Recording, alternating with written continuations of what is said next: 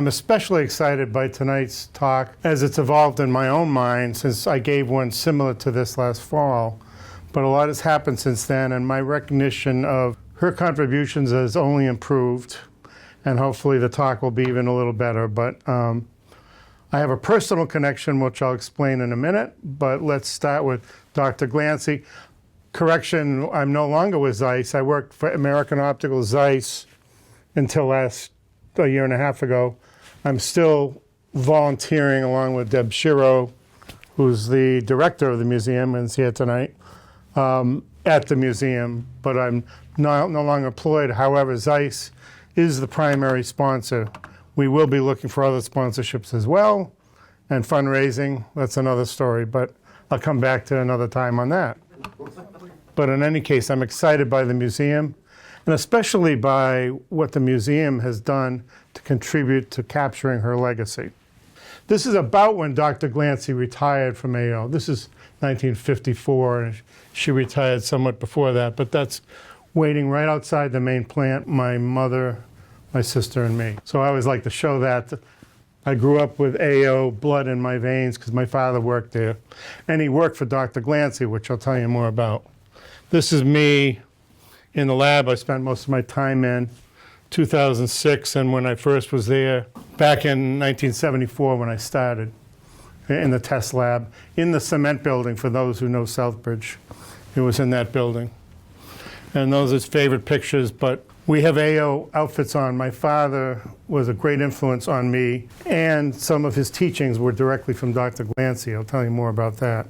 But I have to tell you, my father was kind of my inspiration in my career, which in my career I'm now chairman of the Eyeglass Committee for U.S. ANSI Standards. I also chaired other international meetings on eyeglasses, but I feel my training was from Dr. Glancy and others. Amazing woman. I think she might have been somewhat forgotten if it weren't for the museum. Zeiss really was impressed when they learned she has the progressive lens patent in 1924, a woman lens designer, the first woman lens designer and the only one I'm aware of at the time. And she has the patent for the progressive lens. So when you see Estelle or something promoting, it's her patent. So, I mean, the fundamentals. Now, this is a very important slide for a number of reasons. So Dr. Glancy was hired by Doc Tillier. Many of you may, if you're from the area, would know of Doc Tillier. Tillier Ave, who lived on Maple Street. Tillier Ave is dedicated to him.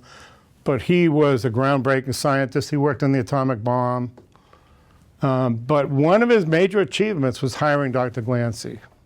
He started in 1916, and she was hired in 1918. This is John Davis, who some of you might know, but he lived in Woodstock. He hired my father. So this was the lens design team in the 30s and 40s. World-renowned, all of them. I never met Dr. Glancy. Paths never crossed, but in any case, this I like to show. This is, again, Dr. Tillier, Dr. Glancy, John Davis, and Steve McNeil, who was in patents, I believe. But this was the 80th birthday party of Dr. Tillier. I'm sure she was forever grateful having worked under Tillier, but she was a woman and didn't get the credit. But it's a very, very important team. And I have to say, I think if it weren't for them, AO wouldn't have ended up doing other things like fiber optics and everything else, because the military knew of their talent. Hers in particular was an important part of the talent team, sort of like Lennon and McCartney in a sense, that they both contributed. This book, which I'll tell you more about, but this is Dr. Glancy's book. I've saved a lot of them, but that's me, and that's them looking at these books. Her lens calculations and dates and everything is incredible. This is one of the many volumes that we do have. There's an article I wrote a few years ago on Dr. Glancy, but this is my personal connection.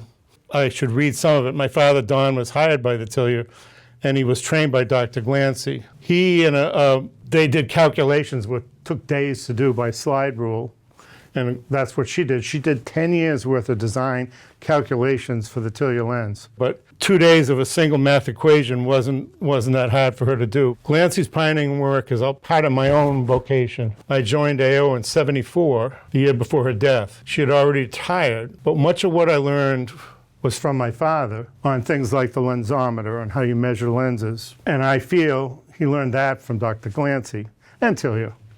So the inventors of the lensometer. So now I have a responsibility to keep that going. And one interesting story, I was at an international standards meeting in Germany, I think, and we were talking about how you measure a bifocal and why you do it. None of the people there knew why, and they were all lens experts. So I, having been trained by my father, explained why, and that's, oh, really, I didn't know that. Again, being trained by the expert. For the last 15 years, the Opticians Association of Massachusetts had met in Southbridge, come to the museum, stayed at the Wellsworth Hotel, had their convention here. People don't realize it, but significant number of people, several hundred people come every year in November. This year, I didn't arrange it, but I helped coordinate and train people. We had this woman, Sarah Collins, come from Portland, Oregon, and this man is on the board, but he also owns the last AO in Chicago, the AO Sunwear. They pretended to interview Dr. Glancy. Now, think about it. This is like a woman coming across the country, and I'll explain her credentials. But also, they spent 45 minutes to a crowd of a couple hundred people talking about Dr. Glancy's contributions. It really touched me that she's very high up in the optical community, and she was taken by this. I asked Sarah Collins, I said, can you write something about you? She spent 19 years in the profession. She earned a Master of Ophthalmic Optics on the Board of Opticianry. Only a few hundred people in the country have that, and she's certified for continuing education. Recently recognized as Vision Monday's most influential women, as well as recognized a game changer in the eye care industry. So she's no slouch. But she was so enamored, and coming to Southbridge is like the holy grail. If you're in optics, people don't realize, if you're in the optical community, Southbridge is the place, and still is because of Dr. Glancy and Dr. Tillier and AO. I said, can you say something about Dr. Glancy? This is what she said. Today, 70% of opticians in the U.S. are women. But she, Dr. Estelle Glancy, was among the first and maybe the best. It was so inspiring to hold one of those volumes of the calculations in Southbridge last year. Holding on to those volumes felt like holding on to the roots of a tree where I find shade. The algorithms used to design lenses that I, and maybe you, are wearing make hundreds of calculations over 1,000 points on each lens. Her work was the foundation for the clarity of vision we enjoy today. In my own way, I carry on her legacy. Since that time, Dick, you shared what you knew of her. I've come to believe something new. As women in STEM, we are often taught to believe that it's important to be visible because we have to see to be it. But this is false. I needed a doctor, Estelle Glancy, to break the ground so that generations of women between us could do the work that showed me to the edge of what I'll become. And I show the next generation so that they can reach beyond their own way. And so it goes. We don't need to see exactly what we want to be. We need to see what comes just before. I think that's pretty cool to hear. But it was really, I think this energized me for today's talk, to hear her inspiration. Because after a while, you wonder, and talking about history and all, but it has an international reach, Dr. Glancy in Southbridge, just so you know. All right, so now, maybe a 4 or 5 minute interview. I did an excerpt that was relevant. Another wish, since we're chatting about wishes. Would it be possible for American Optical to continue to support the legacy of Dr. Glancy? I so appreciate that you've been willing to take on. Those of us who worked at American understood how incredibly special a place it was. Yes, we started in making our own glass, making our own lenses, fabricating glass into something magical that could transform how we see the heavens and each other, how we could see films and how we could watch televisions, how we could put light on a cable and transmit it across the planet, but also then how we could work on defibrillators and many different medical devices and have an imagination about what a company could do through the use of light. You have a unique opportunity to continue on the legacy of American Optical. I'm so grateful to you for it. Thank you for upbuilding it. We're going to get some questions from the audience. So, audience, if you have any questions, please think of them now. But before we get to them, I have one more question for you. For young women who are interested in starting an optical career today, or maybe who are embarking on it, what advice would you give them based on your 140 years of experience? 141 years of experience. I've watched the role of women transform from my lifetime and beyond. When I was a young girl, there was nobody in front of me who showed me what it looked like to do what it was that I did, and I did it anyway. But there's some young girl who doesn't know what it looks like to do what you're doing right now. For those of you who are pursuing your careers in optics, please be unafraid to do what it is that you do and do it bigger than you already have. Show young girls what it means to be a professional woman.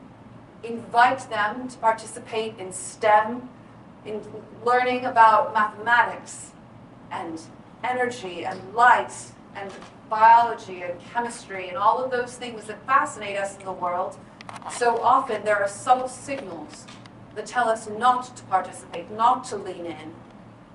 And you can be part of showing how to transform a career from a curiosity into a viable service that can help people live better lives.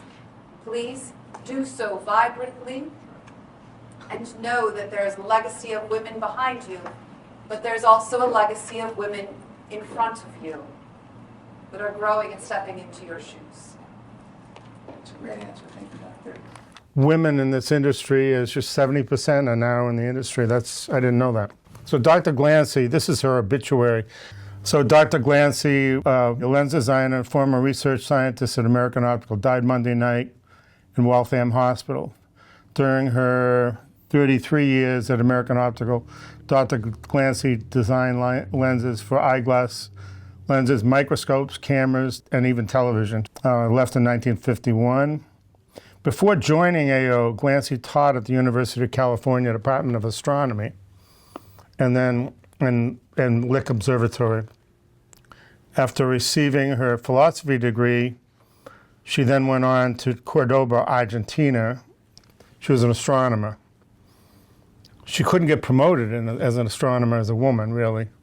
So for that, and World War I broke out, she returned to Southbridge and was hired. This is one of the things Margaret found, but in her yearbook at Wellesley College, there she is. That's a 1908 image that she took, I think it was Lick Observatory, of a comet. So she was very astronomically oriented, and that mathematics, astronomy are highly connected. And certainly lens design back then especially, you had to know how to calculate to do. Now this was in our archives, and my boss at the time at Zeiss took it. Believe it or not, it was used a few years ago in a patent disputes and proved prior art. What is it? It's a lens with zones in it. But the patent application and the lens and the sample proved that there was prior art at AO. And then this, that's more of the how it was made, 1932. But this is a drawing that she did of measurements in 1920 of a progressive lens.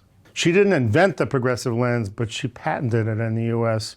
Progressive lenses were hard to make, but the other reason I don't think they made them until recently was during the Tillier period, it had to be best vision.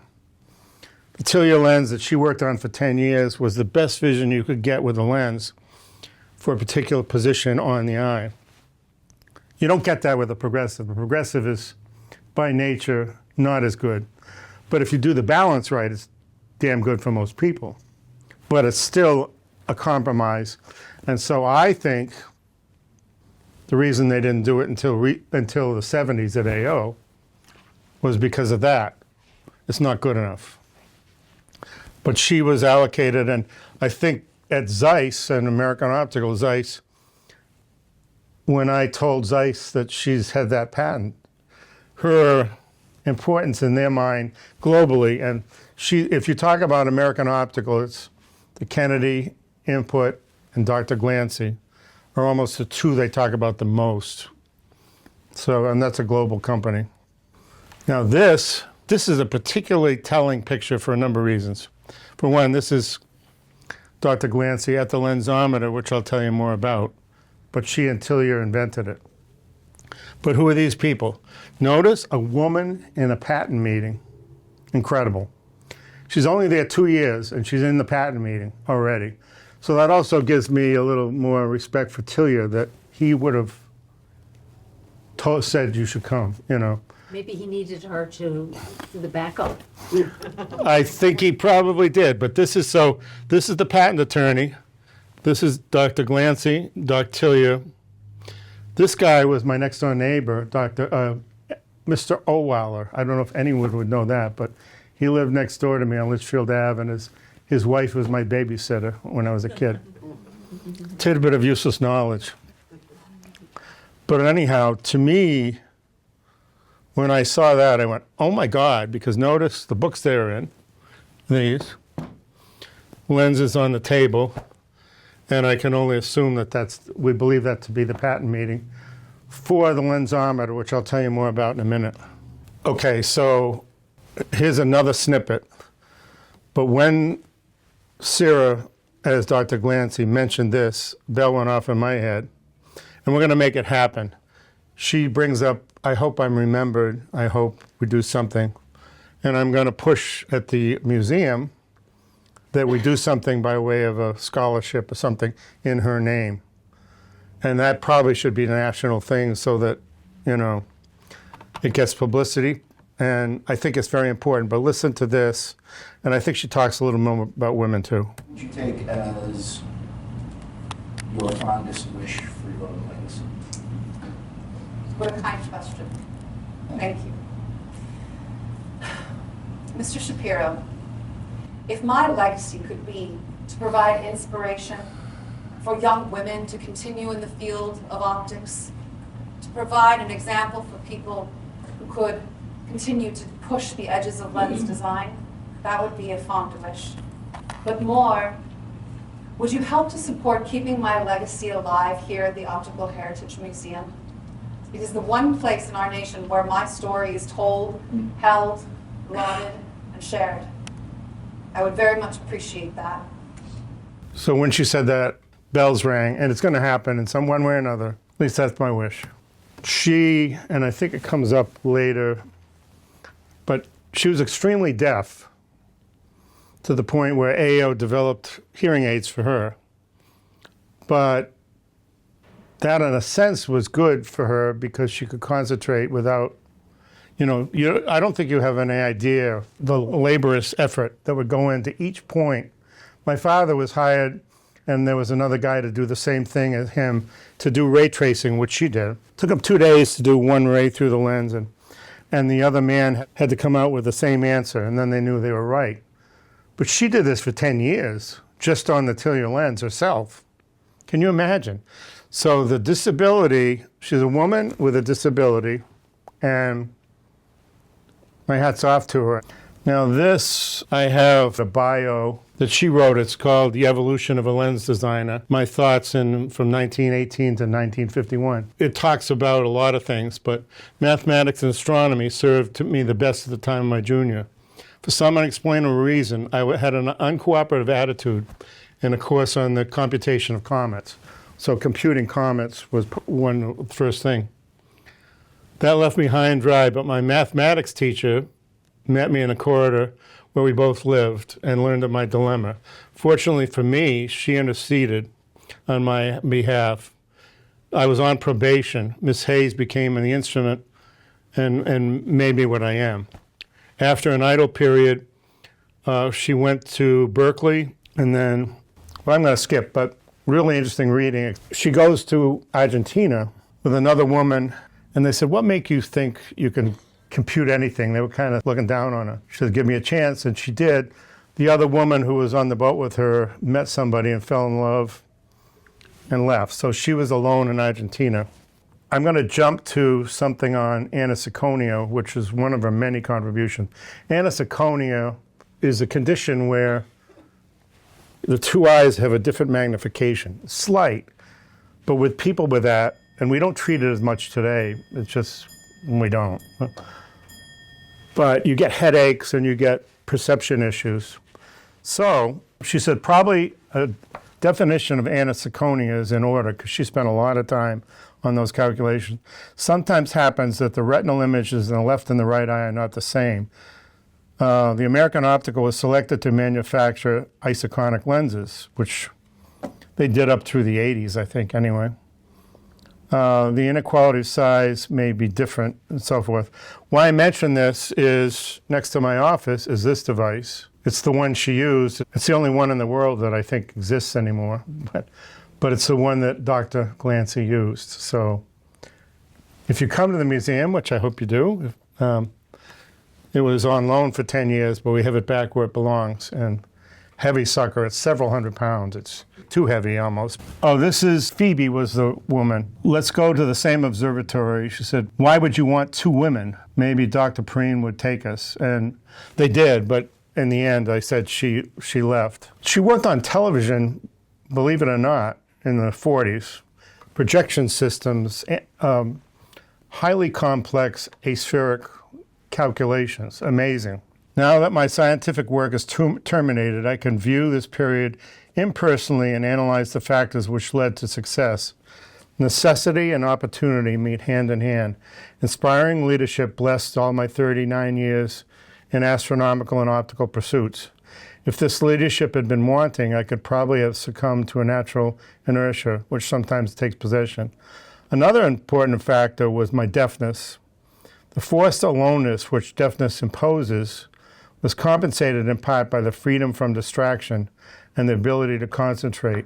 Diversity of talents was not one of my assets, but rather the capacity for digging down deep and persistently and advancing one step at a time, looking for an occasional nugget among the pebbles.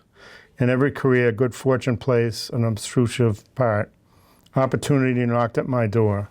It might have been someone else. So, yeah, that's her own words. This is Fred Jocelyn at one of the AO reunions. And he was 95 when he died, but at the age of 19, he was summoned by Dr. Glancy.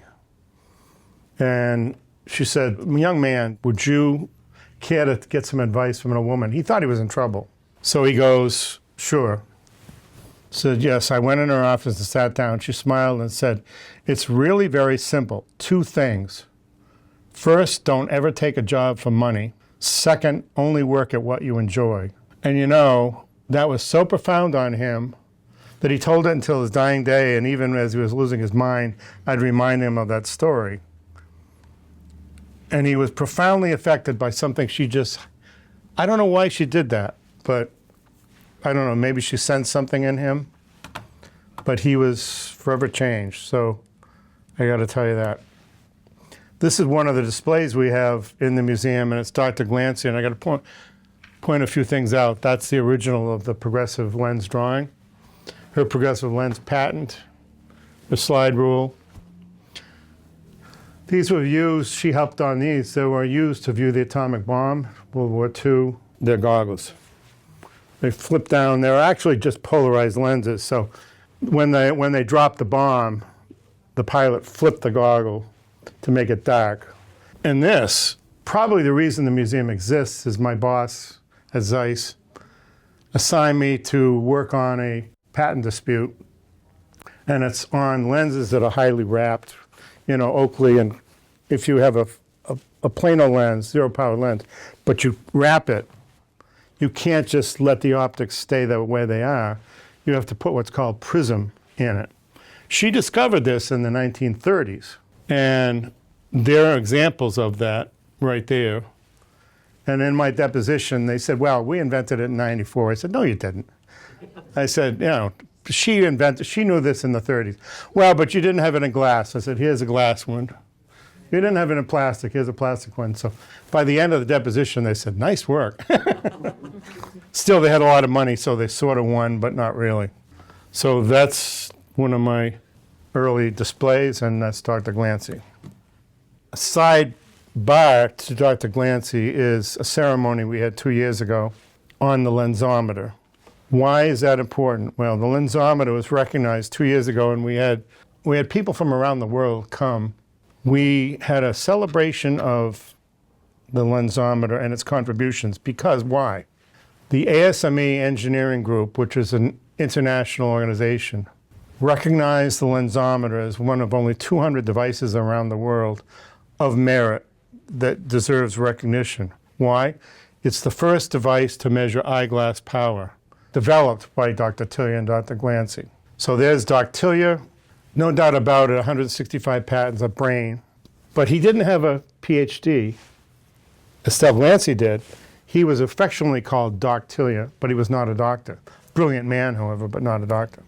That's the famous picture of Dr. Glancy. There she is at the lensometer. This is the 1938 model because she developed two added features, which it's an ink device and a table to hold the frame. Basically the same device. So they are like the team that worked on it, developed it. This is the first one in 1914, but never sold.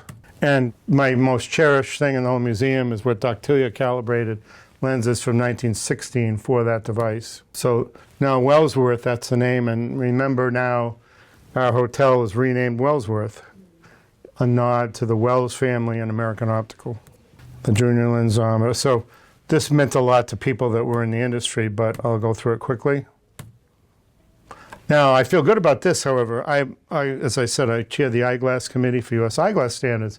One of the things we still argue about is, well, today, the lensometers, they're all better now than they were then. I said, no, they're not. And they said, prove it, so I did. I had the guy in charge of, I had one person, which was important, because if you have many people measure a lens. I had one person on known devices, 5 different devices that you could get out in the field, measure the same lenses multiple times, and I showed it's just as accurate as any of the others.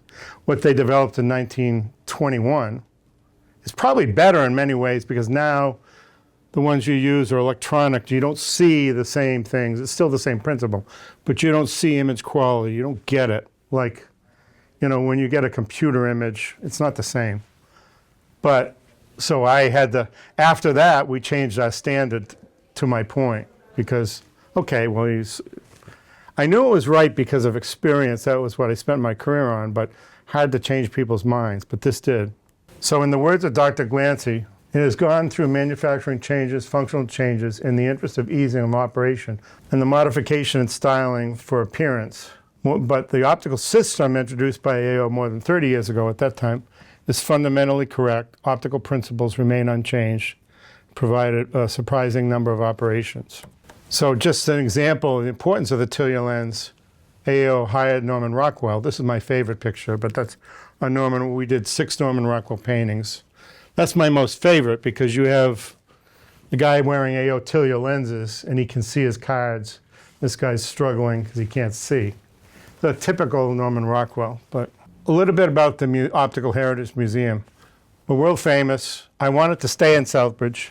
No guarantees, by the way, that it will, but I think it will. This is an example of what it looked like a little while ago. 1965 image, but AO at its peak employed 5,500 people in Southbridge, 13,000 around the world.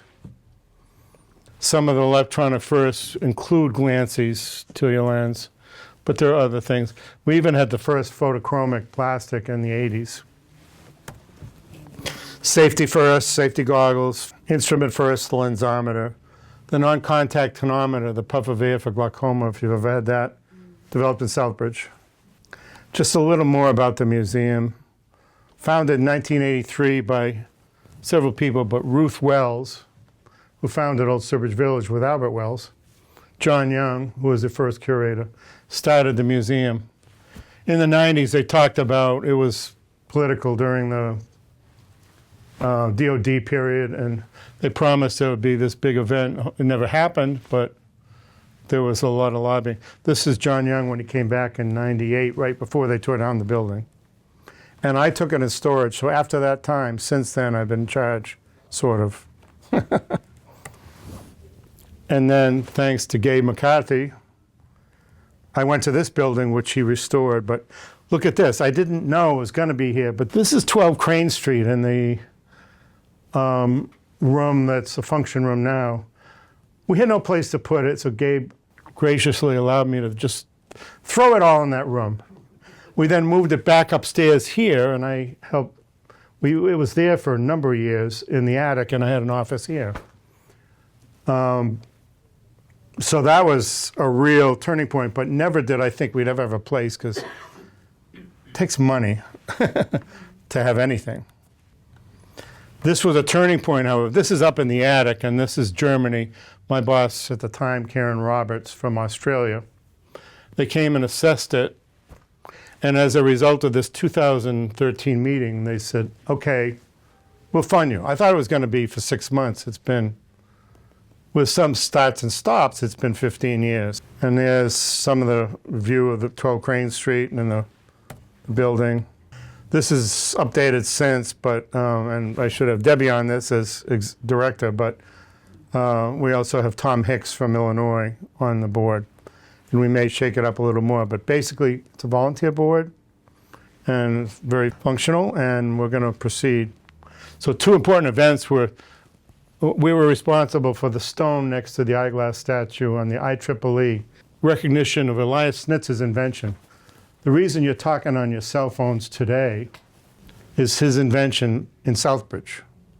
It's called the fiber optic amplifier, and if it weren't for that invention, the signal going long distances would not be amplified. You would not have the success you have communications. So Southbridge, again, today has an influence. In all my research, I started to say, well, when did children start wearing eyeglasses? And it becomes apparent that it's not as long ago as you might think. When they read, this is an 1890s depiction of, that's how they sold glasses, not to any kids. They couldn't afford it, couldn't dispense it, couldn't measure it. But he went around and, sort of like CVS, how does this look? Can you read? That's how they were sold. Or, believe it or not, they said, how old are you? Try these. They had no eye exam, nothing. My answer, and it will come in a minute, but it's mostly, I'm not talking about wealthy children, you know, families. I'm talking about the average child. So just to look back, the evolution, there's a vision tester in the museum in the 1880s, how they started to manufacture trial lens sets, eye charts decided to develop. But this all is happening, importantly, at a time when we started to make lenses in Southbridge in 1888 when we put tariffs, interestingly enough, on Zeiss product.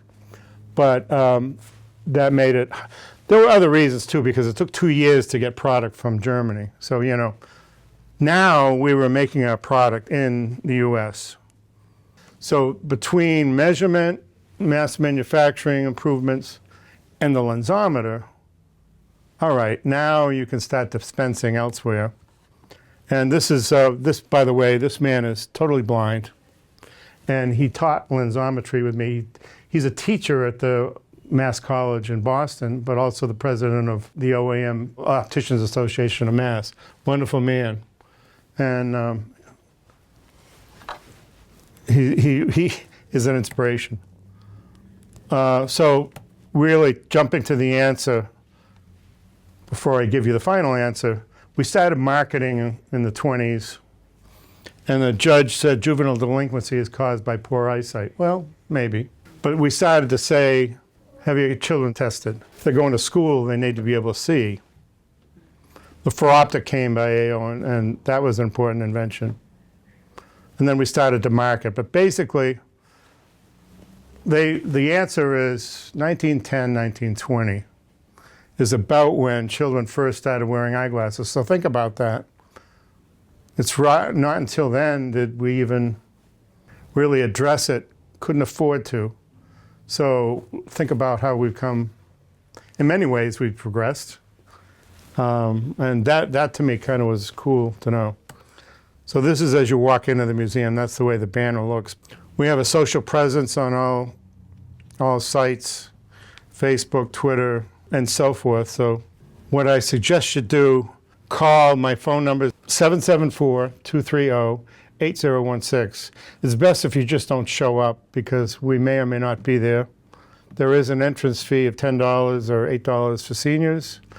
We've done STEM for children, and we're doing more of that, and we're doing outreach as best we can. But thanks to volunteers like Debbie, we're proceeding. So I think that kind of sums up my talk. Well, thank you for coming, and I appreciate your attention.